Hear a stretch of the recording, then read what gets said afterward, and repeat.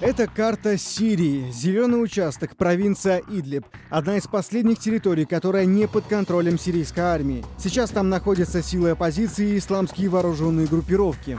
По разным данным, в Идлибе от 10 до 100 тысяч боевиков. Всего в провинции и прилегающих к ней районах живет около 3 миллионов человек. Накануне президенты России и Турции договорились о создании в Идлибе 20-километровой демилитаризированной зоны. Переговоры продолжались 4,5 часа, и, как признались Путин и Эрдоган, были напряженными. Согласно договоренностям, территорию будут патрулировать военные обеих стран. Уже сегодня министр обороны России Сергей Шойгу заявил, что новая система безопасности в Идлибе создается с сегодняшнего дня, и что все радикальные группировки, включая исламское государство, должны покинуть Идлиб до 15 октября. Как две страны, которые больше всего страдают от этих проблем, мы хотим остановить кровопролитие, достичь политического решения и восстановить стабильность в Сирии.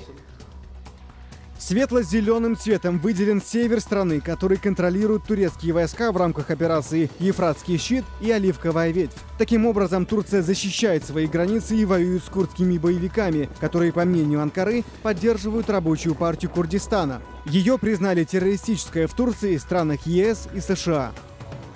Территории, выделенные на карте желтым цветом, контролируются группировкой «Демократические силы Сирии», а также другими группами, которые призывают к смене политического режима в стране. Вашингтон поддерживает именно демократические силы Сирии, которые воюют с исламским государством. Турция не согласна с США и считает террористами всех курдских повстанцев. Против поддержки Вашингтоном курдов выступают также Сирия и Россия.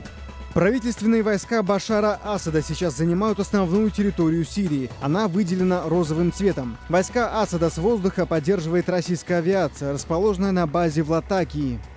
Территория на карте, выделенная серым цветом, все еще контролируется группировкой «Исламское государство». Немного южнее еще одна территория, подконтрольная сирийской оппозиции, выделена на карте зеленым цветом.